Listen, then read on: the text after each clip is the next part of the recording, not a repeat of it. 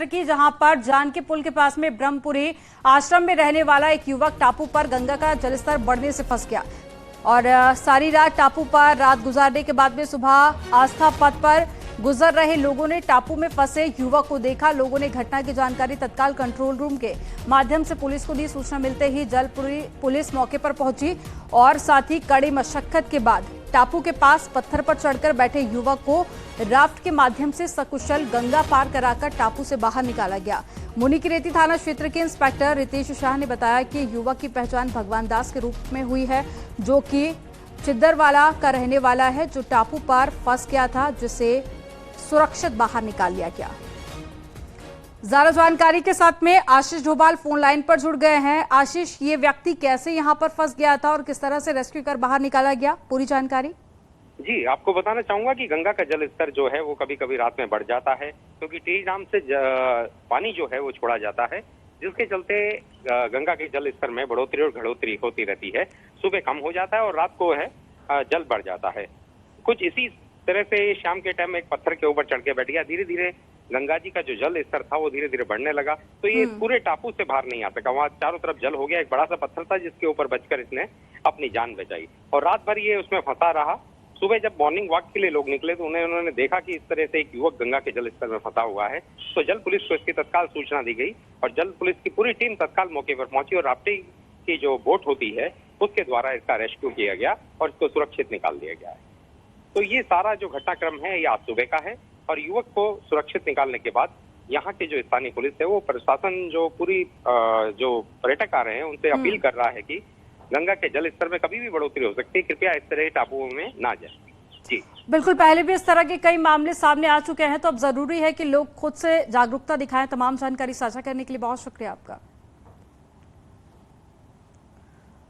लैंसडाउन के रिखड़ी खाल इलाके के 1.5 महीने से घूम रहे बाघ लगातार ग्रामीणों पर हमला करता जा रहा है और इस बार बाघ ने सेरोगाड गांव के एक ग्रामीण पर हमला बोल दिया और ग्रामीण खेतों से घर की ओर जा रहा था और इसी दौरान झाड़ियों में छुपे बाघ ने ग्रामीण पर झपट्टा मार दिया। बाघ के हमले से ग्रामीण के पैरों में बाघ के पंजे लगे हैं, जिससे कि ग्रामीण घायल हो गया। वहीं मौके पर दूसरे ग्रामीणों के हल्ला मचाने पर बाघ वहां से भाग गया। वहीं इलाके में बाघ का आतंक बना हुआ है। आपको बता दें कि लैंसडाउन में बाघ के आतंक से लोगों में दहशत की खबर न्यूज़ 18 लगातार दिखा रहा है। इससे पहले भी देखिए कई बाघों को वन विभाग की टीम अभी तक पकड़ चुकी है, लेकिन अभी भी कुछ ऐसे इलाके जहां पर बाघ खुले में घूम रहे हैं और लोगों में दहशत साफ देखी जा रही है। बहुत परेशान हुआ। हमारे दुकान के सामने आ गया, घर के सामने चले गया और नीचे वाले गांवों में चले गए। हमारी एक ग्राम सभा है, 3-4 गांव बहुत परेशान है हम ये बाघ के द्वारा। तो देखिए, उत्तराखंड के जंगल से लगे ये कुछ इलाके हैं जहां पर बार बार जंगल से बाघ पहुंच रहे हैं और ऐसे में पहले भी वन विभाग की तरफ से रेस्क्यू कर कुछ बाघों को पकड़ा गया था, लेकिन एक बार फिर से लैंसडाउन की तस्वीर आपको दिखा रहे हैं जहां पर बाघ लगातार देखा जा रहा है और कुछ लोगों पे ये हमला भी कर चुका है। ऐसे में लोगों में दहशत भी बनी हुई है। वन विभाग की टीम से लगातार अपील की जा रही है। ज्यादा जानकारी के साथ में अनुपम भारद्वाज फोन लाइन पर जुड़ गए हैं। अनुपम का रुख कर लेते हैं। अनुपम, कई ऐसी घटनाएं अभी तक सामने आ चुकी हैं जब बाघ के द्वारा ग्रामीणों को झपट्टा मारा गया, निशाना बनाया गया। अब एक बार फिर से लैंसडाउन से कुछ वैसी ही तस्वीर निकलकर सामने आई है, लेकिन ये बताइए कि वन विभाग की तरफ से क्या कुछ तैयारियां की गई हैं अब बाघ को पकड़ने के लिए? देखिए, लगातार इस तरीके से जो घटनाएं हैं वो लगातार बढ़ती जा रही हैं, क्योंकि अभी तक लगभग 1.5 महीने का समय हो चुका है। जो बाघ की जो मूवमेंट है वो लगातार उस क्षेत्र में देखी जा रही है। लोगों पे झपट्टा मार रहा है, लोग ग्रुप में जा रहे हैं, उसके बावजूद जो बाघ है उन पे झपट्टा मारने से पीछे नहीं हट रहा है। और आज एक और बार दोबारा से एक बुजुर्ग पर हमला हुआ है, पैर में उनका पंजे का निशान पड़ा है बाघ के। और जो वन विभाग है इसमें पूरी तरह से लापरवाही वन विभाग की कही जा सकती है, क्योंकि इलाके में अब गश्त की नाम पर केवल एक पीआरडी के जवान तैनात किए गए हैं, जिनके पास खुद की सुरक्षा के लिए कोई इंतजाम नहीं है। तो कहा जा सकता है कि अब वन विभाग ने ग्रामीणों को उनके हाल पे छोड़ दिया है और केवल जो ग्रामीण है वो खुद से सतर्क है, इसीलिए अब तक बचे हुए हैं। वरना अगर वन विभाग की ओर से बात की जाए तो वन विभाग की ओर से केवल ट्रैप कैमरे लगाए गए हैं और केवल ग्रामीणों को हिदायत दी जा रही है कि आप ग्रुप में जाएं, रात को देर से बाहर ना निकले या फिर ऐसे इलाकों में ना जाएं जहाँ पे बाघ की मूवमेंट है। तो कहा जा सकता है कि कहीं ना कहीं एक प्रशासन की एक बड़ी लापरवाही है। कई समय से ग्रामीण मांग कर रहे हैं कि जो बाघ हैं उनके इलाकों में, उनके गांव तक पहुंच रहे हैं, उसको रोका जाए, किसी तरीके से उनको पिंजरे में कैद किया जाए और दूसरी जगह ले जाया जाए। लेकिन पूरे मामले में अभी तक कोई भी रिस्पॉन्ड नहीं मिला है। 3 बाघ इलाके में देखे गए हैं, उसके बावजूद एक बाघ को पकड़ लिया गया था पिछले महीने, लेकिन अब 2 बाघ अभी भी इलाके में घूम रहे हैं, जिसको अभी पकड़ पाना। अनुपम, ये वन विभाग की टीम की एक बड़ी लापरवाही है, जिसके चलते बार बार यहाँ पर ग्रामीणों की या तो जान जा रही है या फिर वो घायल हो रहे हैं। तमाम जानकारी साझा करने के लिए बहुत शुक्रिया आपका। देहरादून से बड़ी खबर मिल रही है, जहां गायब चल रहे शिक्षकों को अब रिटायरमेंट मिलेगा। शिक्षा मंत्री धन सिंह रावत ने निर्देश जारी कर दिए हैं। शिक्षा विभाग के अफसरों को लिस्ट बनाने के निर्देश भी दिए गए। दूसरे राज्यों में भी डेपुटेशन पर हैं शिक्षक और यूपी बिहार में कई जगह पर डेपुटेशन पर शिक्षक हैं उत्तराखंड के, और ऐसे में जो लंबी छुट्टी पर चल रहे हैं उनको रिटायरमेंट दिया जाएगा। हालांकि अब शिक्षक इसका कितना समर्थन करते हैं और कितनी ये योजना धरातल पर सफल साबित होती है, ये तो आने वाला वक्त बताएगा। लेकिन अब शिक्षा विभाग में ये एक बड़ा फैसला माना जा रहा है कि जो शिक्षक लंबे समय से छुट्टी पर चल रहे हैं उनको रिटायरमेंट दिया जाएगा। तो यूपी बिहार में भी कई शिक्षक यहां पर ट्रांसफर किए गए थे इससे पहले, और अब जबरन रिटायर करेगा शिक्षा विभाग, और शिक्षा मंत्री धन सिंह रावत ने इसके निर्देश जारी किए हैं। चारधाम यात्रा के दौरान अलग अलग वजह से अब तक 124 लोगों की जान जा चुकी है। ऐसे में स्वास्थ्य मंत्री कहते हैं कि विभाग की तैयारियां पूरी हैं, अस्पताल में कोई मौत नहीं हुई है। हमारा काम है जो व्यक्ति भी अस्पताल आए उसे इलाज मिले। पूरे डॉक्टर्स स्क्रीनिंग के काम में यात्रा रूट पर लगाए गए हैं, और साथ ही कार्डियो के डॉक्टर भी पूरे हैं। मगर लोगों को भी समझना चाहिए कि स्क्रीनिंग करवा कर ही यात्रा के लिए निकले। लोगों को अगर रोका जा रहा है तो लोग प्रशासन से ही लड़ने लगते हैं, और ऐसे में अब 124 लोगों की मौत हुई। जो कारण है वो हार्ट अटैक सामने आया है।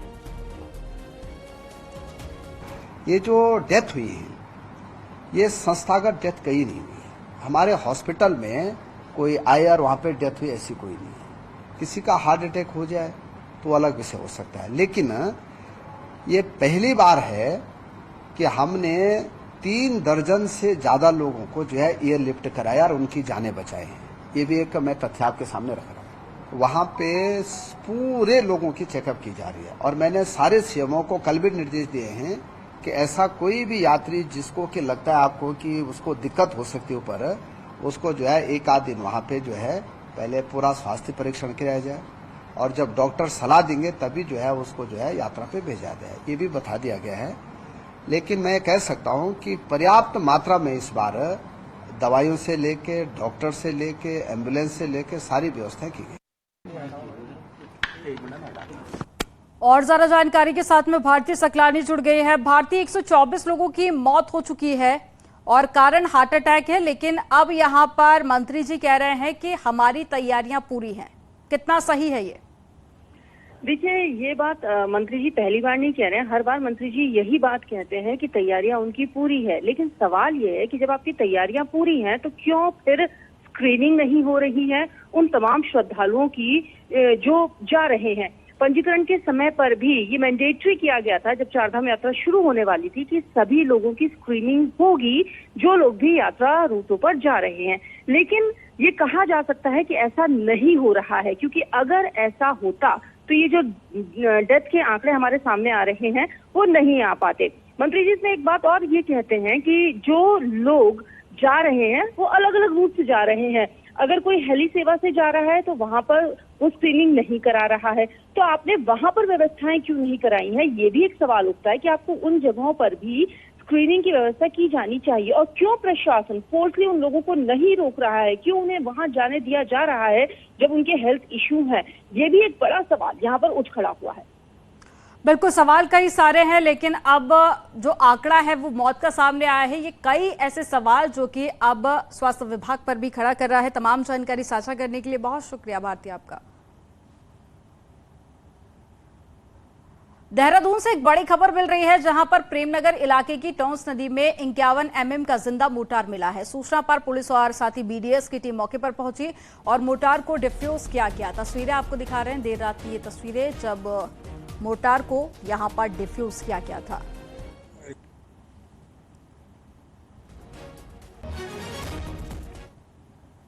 सोशल मीडिया पर एक वीडियो तेजी से वायरल हो रहा है, जो बताया जा रहा है कि जोशीमठ का है। 20 किलोमीटर पहले हेलंग मालवाड़ी बाईपास पर सड़क निर्माण के दौरान ब्लास्ट करने का ये वीडियो, लेकिन बीआरओ के अधिकारियों का कहना है कि वीडियो मारवाड़ी बाईपास का नहीं है। वायरल वीडियो कहां का है, इसका अभी तक पता नहीं चल पाया। आपको बता दें कि जोशीमठ में अब हेलंग मारवाड़ी बाईपास पर रोक हट गई है, लेकिन ये वीडियो बाईपास का है, इसकी न्यूज 18 पुष्टि नहीं करता।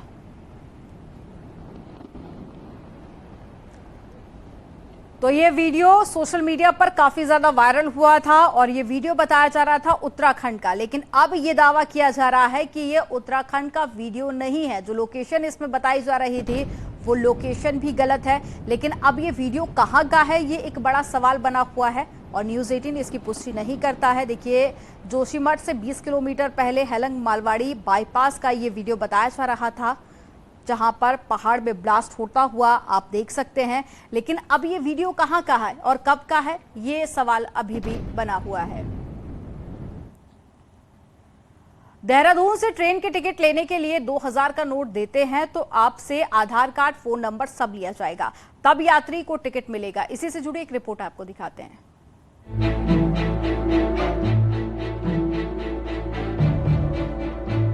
अगर आप भी देहरादून से ट्रेन के जरिए ट्रेवल करने जा रहे हैं तो ये खबर आपके लिए है। और अगर आप यहाँ के टिकट काउंटर पर टिकट लेने के लिए 2000 का नोट देते हैं तो आपसे आधार कार्ड, फोन नंबर सब लिया जाएगा। बता दें, आरबीआई ने 2000 के नोट के चलन पर रोक लगाई है, पर ये कहीं भी मेंशन नहीं किया है कि 2000 का नोट देने पर आपको आधार कार्ड या फिर फोन नंबर देना होगा। लेकिन देहरादून रेलवे स्टेशन पर अधिकारी और कर्मचारी अपनी ही मनमानी चला रहे हैं और टिकट खरीदने के दौरान 2000 के नोट देने पर आधार कार्ड और मोबाइल नंबर देना अनिवार्य बता रहे हैं। जिस तरह से उन्होंने लिखा है तो पहले तो टिकट ही नहीं देंगे तो उसके लिए तो समस्या है, वो तो जा ही नहीं पाएगा बिल्कुल भी, तो वो फंसा रह जाएगा, उसका काम जो है वो पेंडिंग हो जाएगा, क्योंकि वो जाएगा ही नहीं। जब टिकट ही नहीं बनेगा तो जाएगा कैसे। टिकट लेने के लिए 2000 का नोट देते वक्त अगर आपके पास आधार कार्ड या मोबाइल नंबर उपलब्ध नहीं है तो आपको टिकट भी नहीं मिल पाएगा और आप ट्रेन में यात्रा भी नहीं कर पाएंगे। रेलवे के अधिकारियों ने ये फरमान तो जारी कर दिया, लेकिन ये किसके आदेश पर जारी किया ये कोई बताने को तैयार नहीं है और जानकारी मांगने पर रेलवे के अधिकारी बातों को घुमाते नजर आए। किनके आदेश पर हमने लगाया है मैम ऐसा कुछ? ये जो बाहर लगे हुए हैं ना कि 2000 का नोट लेने के लिए आप सीआरएस जो है हमारे, ओके, वो बॉस बताइए। उनका नाम क्या है? संजय। 2000 के नोट का पूरी तरह से चलन बंद करने के बाद ये कहा गया था कि 20,000 रुपए तक अगर बैंक में जाकर भी लोग अपने एक्सचेंज करा सकेंगे, लेकिन देहरादून रेलवे स्टेशन पे एक अनोखी चीज देखने को मिली है। यहाँ पर इन्होंने लगाया है कि जो लोग यहाँ पर टिकट लेने के लिए आ रहे हैं वो 2000 का अगर नोट देते हैं तो उनको आधार कार्ड की फोटोकॉपी, मोबाइल नंबर काउंटर पर देने होंगे। यानी कि अगर आप यात्रा करने जा रहे हैं और देहरादून से कहीं भी जा रहे हैं और आपके पास 2000 का नोट है तो आपको बड़ा सोच समझ कर चलना होगा, अपना आधार कार्ड अपने साथ लेकर के चलना होगा और इसी के साथ ही अपनी कुछ डिटेल्स यहाँ पर आपको उपलब्ध करानी होगी। हालांकि ये किसके आदेश पर ऐसा किया गया है ये अभी पूरी तरह से मालूम नहीं पड़ पाया है, लेकिन यहाँ पर जो लोग पहुंचे हैं और जिनके पास 2000 का नोट है वो यहाँ पर आकर काफी परेशानी महसूस कर रहे हैं। कैमरा पर्सन राकेश रावत के साथ विशाल गर्ग, न्यूज 18 देहरादून। उत्तराखंड में मौसम फिलहाल खुशनुमा बना हुआ है और इसी के साथ ही चार धाम में आने वाले यात्रियों की संख्या भी लगातार बढ़ती जा रही है। ताजा तस्वीरें चमोली जिले के हेमकुंड साहिब गुरुद्वारे की है, जहां पर सिख यात्रियों को के जो जत्थे हैं वो लगातार बढ़ते जा रहे हैं और बड़ी संख्या में लोग यहां पर पहुंच रहे हैं। तस्वीरों में आप देख सकते हैं कि बर्फ के बीच में धूप खिली है और यात्री लगातार सीढ़ियां चढ़कर गुरुद्वारे की तरफ जा रही हैं।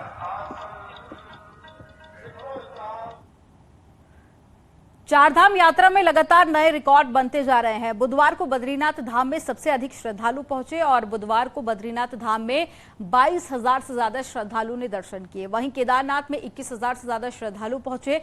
चारधाम यात्रा में अभी तक करीब 23 लाख यात्री पहुंच चुके हैं, जो बीते साल 2 महीने के आंकड़ों में ये कहीं ज्यादा है।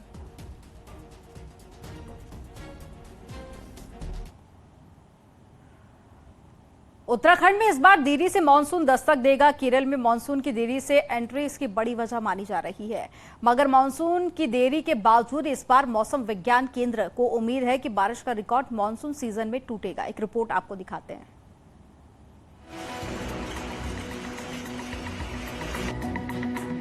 उत्तराखंड में 24 या 25 जून तक मानसून आने की उम्मीद है। मौसम वैज्ञानिकों की उम्मीद है कि केरल में मानसून अगले 2 दिन में कभी भी पहुंच सकता है और उसके बाद 20 दिन के बाद ही कुमाऊं के रास्ते मानसून उत्तराखंड में आ सकता है। आमतौर पर 15 जून से मानसून सीजन शुरू हो जाता है और 15 जून से 30 सितंबर तक हुई बारिश मानसून सीजन के रिकॉर्ड में जाती है। लेकिन इस बार प्री मानसून एक्टिविटी से पहले ही प्रदेश में मई महीने में ही 52% से ज्यादा बारिश दर्ज की जा चुकी है। और केरल में जहां तक बात है तो अगले 48 घंटे में वहां के लिए बोला गया है कि जो कंडीशंस फेवरेबल है मानसून केरल में स्ट्राइक करने। मानसून सीजन था अभी जो मार्च से लेके जिसका कि मई तक का जो पीरियड है, तो वो उसमें हमको बहुत अच्छी जो rainfall activity, rain thunderstorm activity वो मिली है और उसकी वजह से कहीं न कहीं हमारी जो ओवरऑल रेन है वो एक्सेस में है। लेकिन इस बार मई महीने में ही 52% तक बारिश हो चुकी है, जो प्री मानसून एक्टिविटी के पहले पश्चिमी विक्षोभ के चलते हुई है। इस बार मानसून सीजन में 92% बारिश की उम्मीद जताई जा रही है। हालांकि आमतौर पर मानसून सीजन में 80% ही बारिश होती है, लेकिन इस बार 15 जून से पहले ही अच्छी बारिश मिल रही है। यानी साफ है कि इस बार मौसम में आया बदलाव मानसून सीजन में अपना असर दिखाएगा और हो सकता है कि पिछले रिकॉर्ड भी तोड़ दे। न्यूज़ 18 के लिए देहरादून से भारती सकलानी उनियाल की रिपोर्ट। और लखनऊ